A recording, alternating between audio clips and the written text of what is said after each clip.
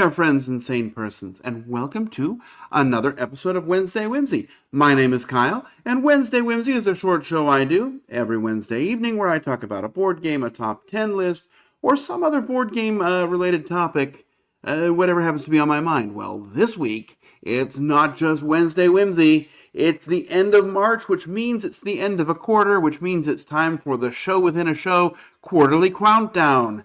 Remember, that is the show where I talk about the top 5 new-to-me games that I played within the last calendar quarter. So January, February, or March. It's kind of amazing to think that the year has gotten so far away from me already that we're already in March. I was looking at the top 5 games, or at the games I played in the last 3 months for the first time, and there are some really amazing ones. This was a rough list to make it just 5. However, rules are rules, and I'm going to do my best to keep it to just 5 games. We'll talk about them quickly. Hopefully we won't take too long, but many of these are games you will have heard about, although some of them may surprise you. Number 3 will shock you. It won't. Anyway, without any more beating around whatever I'm beating around, any more vamping, I should say that. We got to use that word more. Without any more vamping, I'm going to get started. So let's go with number 5.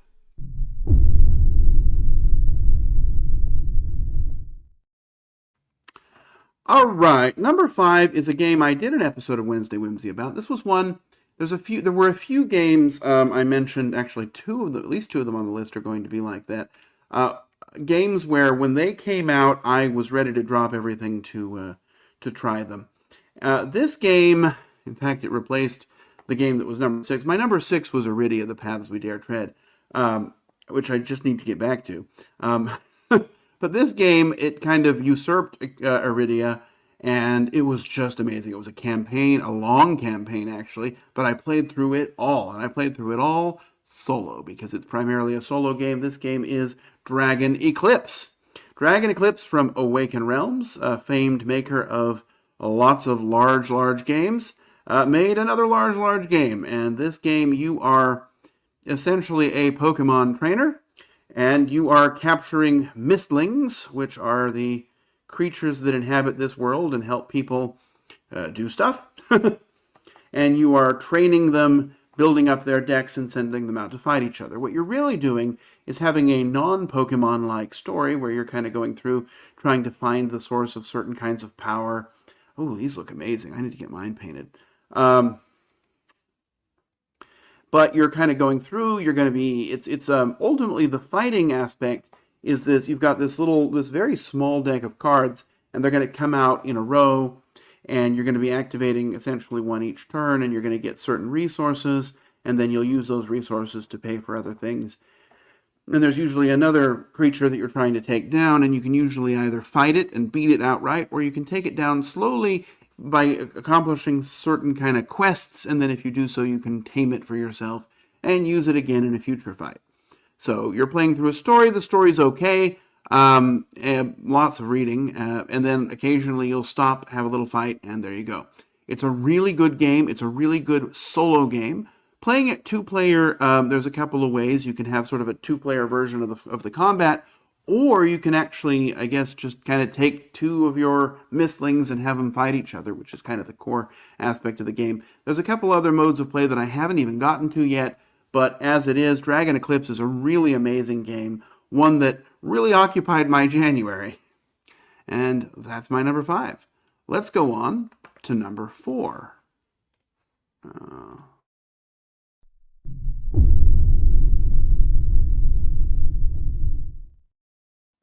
All right, my number 4 is a weird game, and it's weird just because I've never played a physical copy. This is a game that I have played exclusively on Board Game Arena. It kind of showed up out of nowhere there, and I wasn't really expecting it. But it was designed by Paolo Mori, and I love Paolo Mori's 2-player games, at least some of them. I really love Blitzkrieg. I like Caesar. This one is called... Nope, not... You saw nothing. This one is called Toy Battle. Toy Battle is a cute little, well, cute, but it's a little head-to-head game, and it's there's a couple of ways to win. You're ultimately going to be drawing these tokens and placing them out on the board, Your goal is either to make a continuous path of your pieces all the way to your opponent's base so that you can put one on your opponent's base, or you'll see there are these little stars. Each of the maps has a certain star threshold, and if you're able to surround these areas, you collect all the stars in the area, and if you get to a certain star value first, you can win that way. You can also play it out until someone can't take a turn, and then whoever has the most stars will win. It's probably a 5 to 10 minute game. It's really lightning fast. The rules are super simple. Most of the characters have a special ability, but it's a pretty simple one, such as draw an extra tile or make your opponent discard something. Deceptively very simple, because the way that these all work together makes a fascinating decision space, and it's a game that after you play it once, you're like, that was fun. Let's try it one more time. Or I'm just going to play it a few more times until I win. Or however it happens to be. There's at least, I think 8 or so different maps, each with a slightly different set of rules. Small changes and sort of different layouts. But ultimately, this is a game that I really can't wait to get my hands on because it's so fascinatingly fun. It is my number 4, Toy Battle. Let's go on now to my number 3, which you totally wouldn't know from the mess up I did a moment ago. Let's see what it is.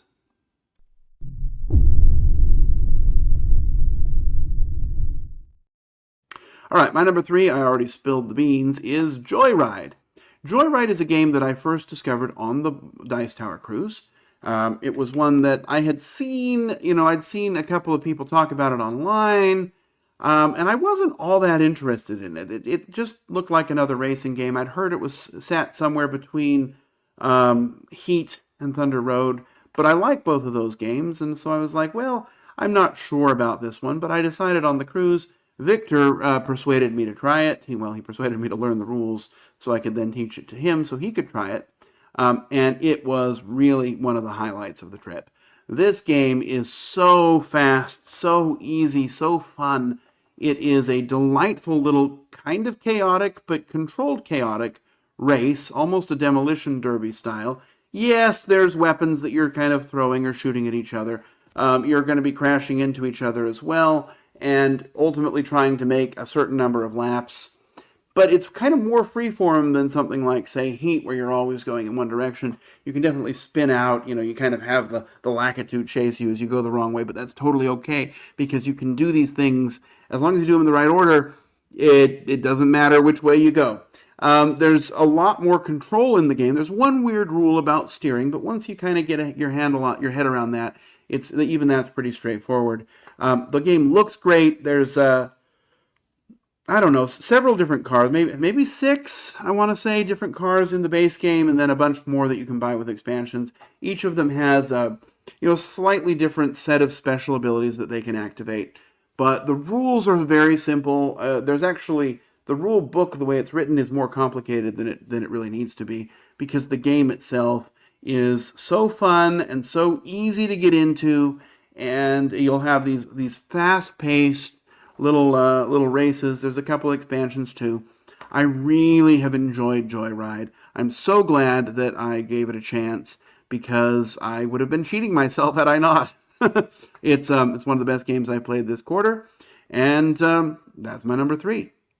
Let's go on to number 2.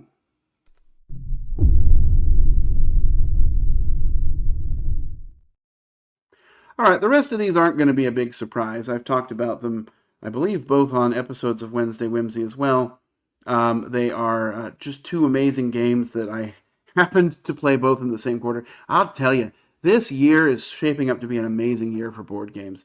My number 2 is Galactic Cruise. In Galactic Cruise, you are the hopeful to be CEO of a cruise company.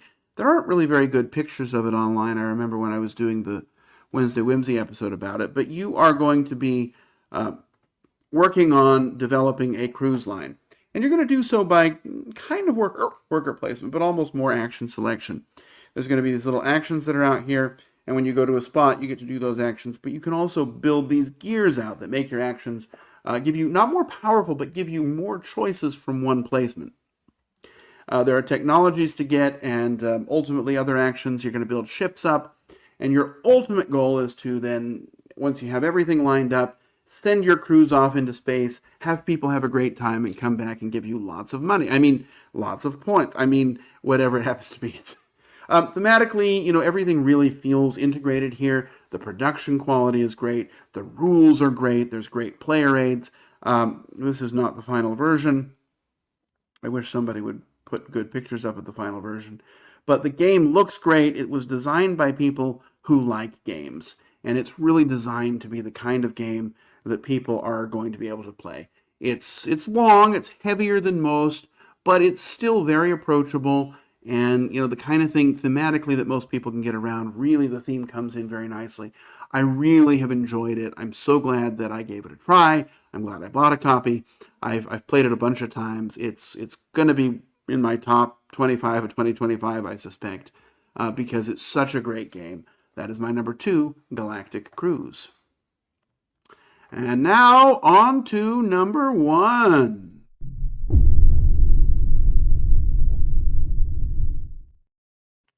All right, my number 1 is the most consuming of the games. This is one that I was ready for when it came out.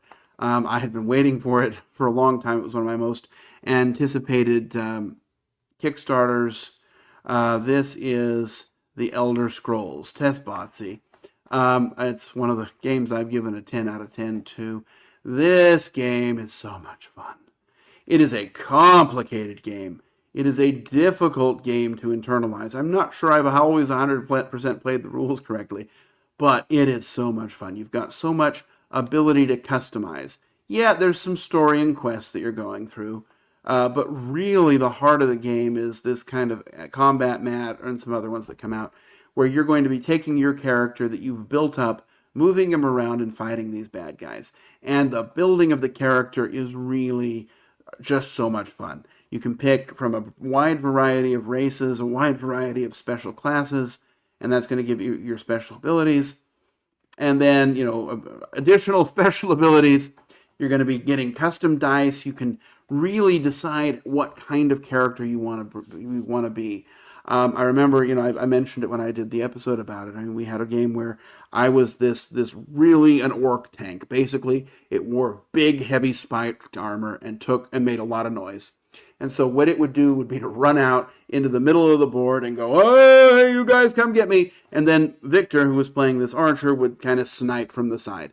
And that was a great way to play. It was just so much fun how these characters worked together. And we built them purposefully, right? Victor said he was going to do that, so I did mine a different way.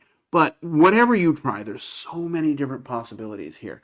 You customize your character, you make it what you want, you go on an adventure, and you're going to have a bunch of different quests, a bunch of different encounters. There's so much in this extremely heavy box to uncover.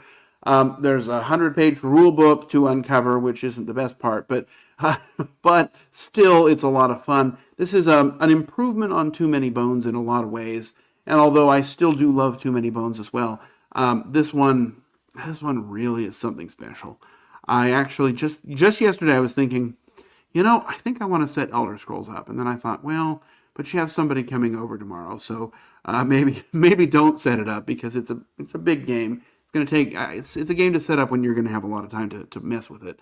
But it's only a 3-game campaign, and that's also nice. It's refreshing that you don't have to, cohabitate with the game for a while just to finish the story. Story's okay. I enjoyed the story, but it's a world I don't know much about. But the gameplay, that is where this is at. So it's definitely my favorite game that I've played this quarter. It's likely to make its way into my top 100 of all time, which I'm going to do later this year. It's just so much fun. And that was our quarter.